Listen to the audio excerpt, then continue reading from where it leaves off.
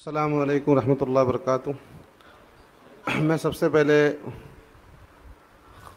खानका अहमदिया सुन्निया मुजद्दिदिया कन्नौज तमाम उलमा मशाइख का शुक्रिया अदा करता हूँ कि आपने मुझे यहाँ दावत दी और मुझे कुछ अपनी बात कहने का मौका दिया। मैं चंद बातें अर्ज़ करूँगा जो मेरे तजुर्बात में है, चूँकि मैं यूनिवर्सिटीज़ में जाता हूँ और मेरा शौक़ ही है मुल्हिदीन से डिबेट करना। ज़ुबैर कादरी साहब ने मेरी एक दो डिबेट छापी भी है जो मुंबई में हुआ था। मेरे नज़दीक जो मुफ्ती साहब ने बताया हुए जो सबसे पहला मसला है मुसलमानों के लिए, और मैं इसको लिमिट नहीं करूँगा नेशनलिज़म में कि हिंदुस्तान के मुसलमानों के लिए, आलमी सतह पर, वो ये है उन चीज़ों को जो इस्लाम में नाजायज़ हैं उनको किसी तरीके से ये दिखाने की कोशिश करना कि ये भी गुंजाइश में शामिल है। मैं इसकी एक मिसाल दूंगा। दिल्ली में एक बैठक हुई, बहुत बड़ी बैठक, और उसमें दारा शिको की मजमूल बहरैन को पेश किया गया और उसमें इंडिया के 20 से 22 वाइस चांसलर मौजूद थे। 20 से 22। प्रपोज़ल ये था कि इन यूनिवर्सिटीज़ में चेयर कायम की जाए। चेयर कायम करने से मुराद ये कि उस उन्वान पर अब तहकीक होगी, सेमिनार होगी वगैरह वगैरह। और कहा गया दारा शिको की मजमूल बहरैन को इसलिए शाया किया जाए, तर्जुमा किया जाए, क्योंकि उसमें कुछ ऐसे अशआर हैं वहदतुल वजूद के जिससे बज़ाहिर ये मालूम होता है कि जहाँ देखो वहाँ तुमको खुदा नज़र आएगा, तो मंदिर भी जा सकते हो। 16 यूनिवर्सिटी के वाइस चांसलर ने हामी भर दी कि ठीक है हम इसको शामिल करेंगे। वहाँ पर मैं किसी पार्टी का नाम नहीं लूँगा, एक खातून जो थी, जो मुस्लिम नाम की थी, वो एक पार्टी को छोड़कर दूसरी में शामिल हुई हैं। उन्होंने मशवरा दिया कि आप चेयर कायम करेंगे, किताबों का तर्जुमा होगा, तब बच्चे इस अकीदे को सीखेंगे। इससे बेहतर है कि 20-20 मिनट की नेटफ्लिक्स पर मूवी बनाकर अपलोड कर दी जाए और आने वाले मुस्लिम बच्चों को ये एक नज़रिया दिया जाए कि तुम्हारे यहाँ ये भी गुंजाइश है कि तुम मूर्ति पूजा करके भी इस्लाम में सूफी रह सकते हो। ये हिंदुस्तान का नज़रिया हो गया। अब आइए इजिप्ट चलते हैं। इजिप्ट से किताब लिखाई गई कि फला मौलाना साहब कोई रहेंगे, मौलाना उनको मानते नहीं हैं, जिन्होंने अपनी किताब में ये लिखा है कि मर्द का मर्द के साथ और औरत का औरत के साथ निकाह जायज़ है, यानी LGBT। यानी ये एक मंसूबा बंद तरीके से न सिर्फ मुस्लिम मुआशरे में बल्कि मजमूई तौर पर यह फिक्र देने की कोशिश की जा रही है कि मर्द का मर्द से और औरत का औरत से निकाह, माज़अल्लाह, ये इस्लाम में इसकी गुंजाइश है। किताबों के तर्जुमे कराए जा रहे हैं। इसके लिए पिछले 5 सालों में बॉलीवुड में 22 फिल्में बनी हैं। 22 फिल्में बनाई गई हैं जिसमें दिखाने की कोशिश की गई है, जैसा मुफ्ती साहब ने बताया कि हम प्रैक्टिकल बात करें। यहां से हजरत किबला मुफ्ती साहब का फतवा आ जाएगा कि फिल्में मत देखो, हमको मालूम है कि उस पर अमल नहीं होने वाला है। तो हमको, मैं सोल्यूशन प्रॉब्लम बताऊंगा और अपनी तरफ से सोल्यूशन भी पेश करूंगा अगर आपको काबिल लगूंगा। हमको इन इश्यूज के लिए हर सिटी में नेटवर्क की ज़रूरत हो। जो लोग इस तरह पॉजिटिव सोच, मुस्बत अंदाज रखते हैं, उनकी ज़रूरत है। जब एक सियासी पार्टी एक स्टेट में 55,000 व्हाट्सएप ग्रुप बनाकर अपने फ़िक्र को मुंतकिल कर सकती है, तो अल्हम्दुलिल्लाह अहले सुन्नत व जमात तो पूरे हिंदुस्तान में फैला है। और हम अच्छी सोच चलेंगे तो हमको सबको जोड़ने की ज़रूरत नहीं है, क्योंकि फिर वही प्रैक्टिकल बात आएगी। जो हमसे जुड़े, हम सिटी बेस्ड की इस सिटी में ये हमारा सेंटर है, आप इनके पास अपने बच्चों को लेके जाइए, वो आपको काउंसलिंग करेंगे।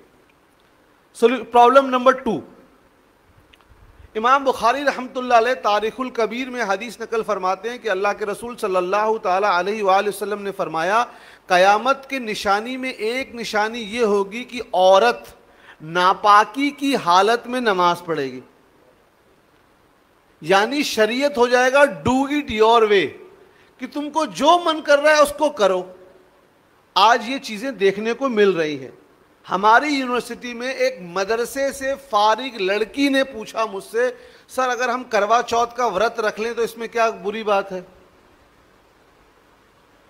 तो ये जो मैंने बात कही, ये फर्स्ट पॉइंट को सपोर्ट कर रही है कि एक ऐसा निज़ाम पेश करने की कोशिश की जा रही है, ये भी इस्लाम में जायज़ है। अच्छा, इसकी एक वजह ये क्या है, अवेलेबिलिटी ऑफ मल्टीपल थॉट्स, कि गूगल करके आप किसी शाज कॉल को ले आइए, भाई फलां की ये राय थी, हम इस पे अमल कर रहे हैं।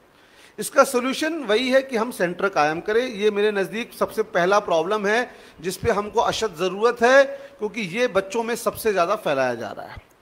दूसरी जो प्रॉब्लम मेरे नज़दीक मुझे जो लगती है वो ये है कि ये भी दिखाने की कोशिश की जा रही है कि आज जो फ़िक़्ह है वो आज के लिहाज से कंपैटिबल मुताबिकत नहीं रखता। इस बात को साबित करने के लिए अगर आप लोगों के इल्म में हो, फतवा हिंदिया जिसको आलमगीर कहते हैं, उसका इंग्लिश ट्रांसलेशन हुकूमत करवा रही है। हमको खुश होने की जरूरत नहीं है, वहां पर ऐसी इबारतें निकाल रही हैं जो उस जमाने में मुगलिया दौर में मुसलमानों की हुकूमत में जो भी कवानीन थे, आप सब इशारा समझ रहे, जिजिया वगैरह के, वो निकाल कर ये दिखाने की कोशिश की जा रही है कि देखो इन लोगों ने किस तरह जुल्म किया है। तो ये काम खुद हुकूमत ने लिया है। यानी हमको इस बात को भी बताने की ज़रूरत पड़ेगी कि फ़िक़्ह का कौन सा कानून किस ज़माने के लिए किन सरकमस्टेंसेस में है, उसके मुताबिक हमको मोतबर मुफ्ती चाहिए। यानी हमको ऐसे मुफ्ती चाहिए जिनको पास्ट, प्रेजेंट और फ्यूचर का एक अच्छा अंदाज़ा हो। मेरे पास सवाल आया ऑस्ट्रेलिया से कि ऑस्ट्रेलिया में एक ऐसा टॉयलेट बना है जहां आप अगर इस्तेमाल करेंगे तो आपसे जो गंदगी निकलती है उसके बदले में आपको पैसा मिल रहा है। अब बताइए, ये पैसा लेना जायज़ कि नाजायज़? मसला पेचीदा था भाई। हमारे नज़दीक तो इन चीज़ों का आप ले नहीं सकते क्योंकि वो उस गंदगी से बिजली बना रहे हैं।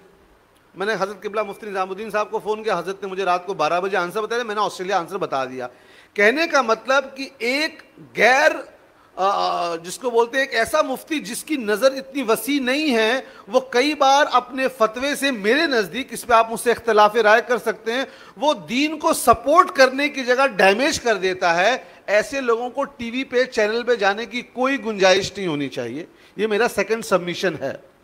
तीसरा पॉइंट जो मैंने अर्ज किया है वो ये दिखाने की कोशिश की जा रही है कि जो आज के मसाइल हैं, करंट मसाइल, चाहे वुमेन्स राइट हो, औरतों और जानवरों के हुकूक वगैरह वगैरह, इस्लाम इसके ख़िलाफ़ है।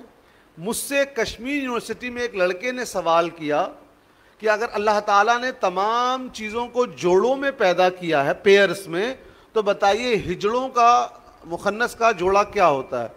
ये सवाल करने वाला कोई गैर मुस्लिम नहीं, पीएचडी साइंस का स्टूडेंट था, और उसने मुझे कोने में लेकर कहा, हसर मैं आपसे पास इसलिए पूछ रहा हूँ क्योंकि आपको साइंस का भी इल्म है और आप दीन का भी इल्म थोड़ा रखते हैं, इसलिए पूछ रहा हूँ। मेरा ऐसा मानना है कि हम अपने बच्चों को अगर कोई क्वेश्चन हो, शक हो, तो उनको डांटे नहीं। अगर हमको जवाब नहीं मालूम है तो बोलिए भाई आप कन्नौज में जाइए, फला मुफ्ती साहब हैं, आप मुबारकपुर में जाइए, इसके लिए हमारा नेटवर्क होना ज़रूरी है, इस शहर में जाइए, वहाँ चले आइए। ये तो 3 की जो प्रॉब्लम है, यूथ की प्रॉब्लम हो गई मेरे नज़दीक। अब मैं 2 पॉइंट अर्ज करूँगा मुस्लिम समाज के ऊपर। हमारा डिवोर्स रेट भी बढ़ता जा रहा है।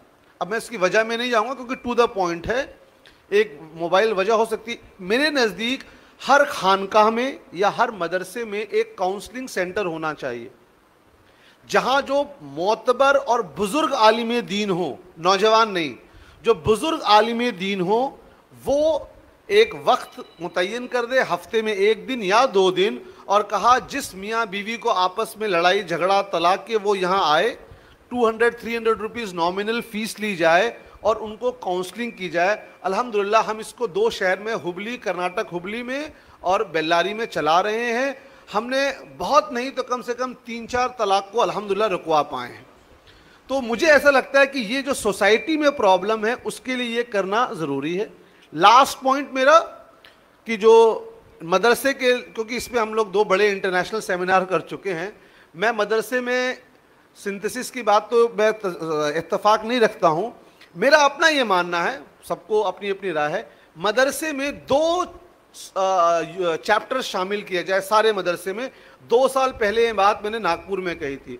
हर मदरसे में हिंदुस्तानी आईन का एक पर्चा हो, इंडियन कॉन्स्टिट्यूशन, एक पर्चा सिर्फ, माइनॉरिटीज के राइट क्या हैं वगैरह वगैरह, हम उसका सिलेबस बना के देने को तैयार हैं। और एक पर्चा जो है हर मदरसे में इन्वायरमेंटल प्रोटेक्शन, ये जो हो रहा है, जो कोविड आया था और ये सब सुनामी वगैरह आता है, तो ये क्यों आता है और इसको निपटने के लिए क्या क्या करनी चाहिए, ये नेशनल एजुकेशन पॉलिसी की भी रिक्वायरमेंट है। और इसको हम नुमाया तौर पर शामिल करें, दिखाएं लोगों को कि हमारे, वो सोचते हैं असल में एक फोबिया क्रिएट किया जाता है, और ये मदरसे में क्या पढ़ाया जाता है। तो उसी सर्फ को अगर हम ब्रैकेट में लिख दें अरबिक मॉर्फोलॉजी, और अच्छा ये पढ़ाया जा रहा है, उसी बलागत को हम ब्रैकेट में लिख दें अरबिक रेटरिक, तो जो सामने वाला जो नफरत और एक फोबिया होता है कि मदरसे में क्या होता है, मुझे लगता है काफी हद तक इसको ये होगा। और इस सिलेबस को करके हम अपनी वेबसाइट पे अपलोड करें कि हमारे मदरसे में इंडियन कॉन्स्टिट्यूशन और इंडियन एनवायरनमेंट प्रोटेक्शन भी पढ़ाया जाता है। तो मेरे 3 पॉइंट यूथ के ताल्लुक से मेरी सबमिशन है, 2 पॉइंट सोसाइटी और 1 मदरसे के लिए। शुक्रिया, अस्सलाम वालेकुम रहमतुल्लाह।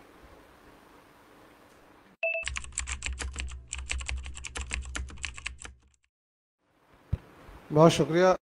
सिंपोजियम का ये एक लाजमी जुज़ होता है कंक्लूडिंग रिमार्क्स, कि जैसे सबने कहा 2-2, 3-3 मिनट दिए जाते हैं, तो मैं बहुत शुक्रिया करता हूँ सदर साहब का। देखिए, सबसे पहले हमारे मौलाना मोहम्मद ज़ियाउल कमर फ़ारूकी साहब ने जो बात कही, मैं उससे इत्तेफाक रखता हूँ, और उसका एक सलूशन ये है कि हम एक मीटिंग करें only ethics of business in Islam. इस्लाम में तिजारत के उसूल, उसमें आवाम को न बुलाया जाए, सिर्फ जो सरमायादार तबका है, इंसान की जहनीत होती है इज़्ज़त। हुजूर अलैहिस्सलाम इसीलिए तबलीग के लिए अब दावत देते तो कबीले के सरदार को पहले देते, उनको अच्छा भी लगेगा, और ये हमने किया हुआ है, इस पर काम करता है, ये तरीका काम करता है।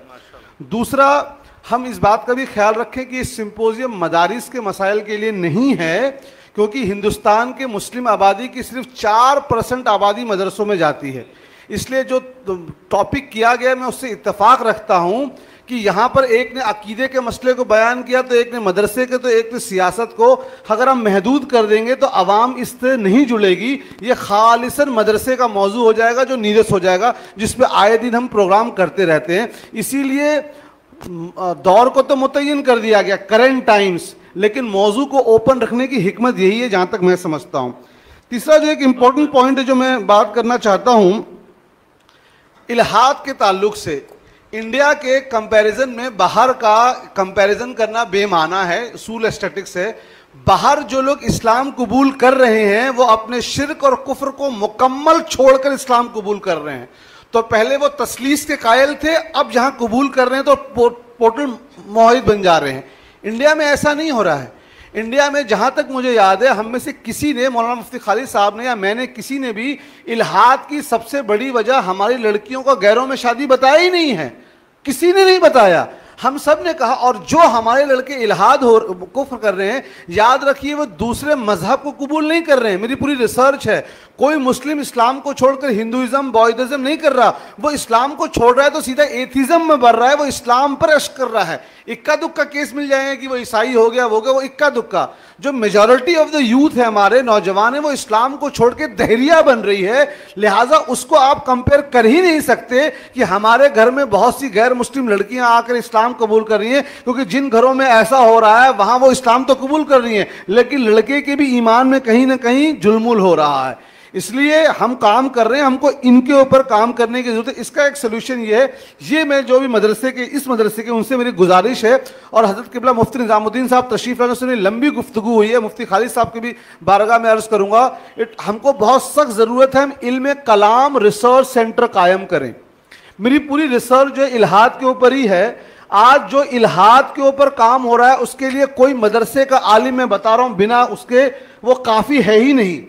उसके लिए आपको जब तक फिजिक्स और क्वांटम मैकेनिक्स का इल्म नहीं होगा, आप इनके जवाब नहीं दे सकते।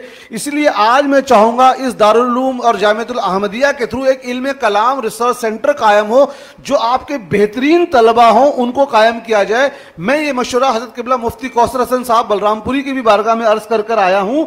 आप 7 दिन का कोर्स कराइए इल्म कलाम, उसमें जो काबिल मुफ्ती हो बताएं अशरी क्या है, मातरूदी क्या है, और क्यों अल्लामा फजले हक खैराबादी और आला हजरत के फतवे में, तो 7-7 दिन के कोर्स चलाए जाएं। अल फिकुल अकबर कोर्स, इस तरह के कोर्स, इसमें क्या होगा, आलिम के अलावा गहरे आलिम भी आएंगे।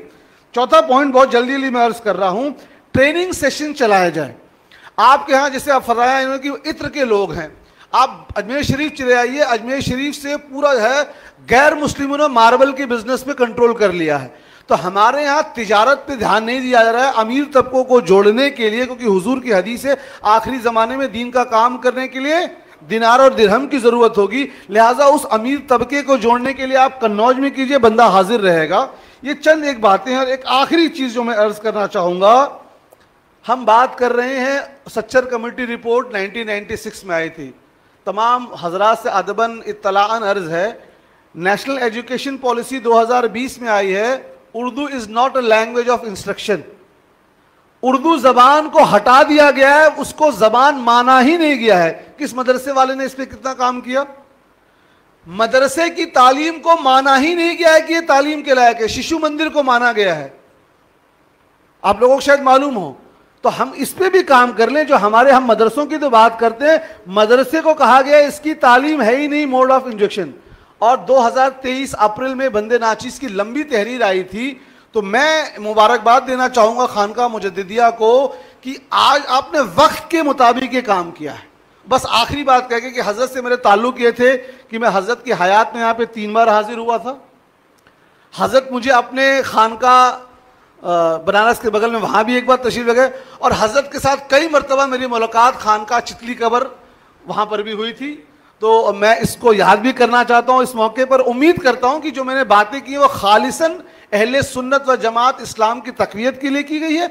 अगर किसी को इस पर इख्तलाफ राय है तो मैं इसमें यकीन करता हूं कि हर शख्स को एक इख्तलाफ राय की आज़ादी है। अस्सलामु अलैकुम व रहमतुल्लाह।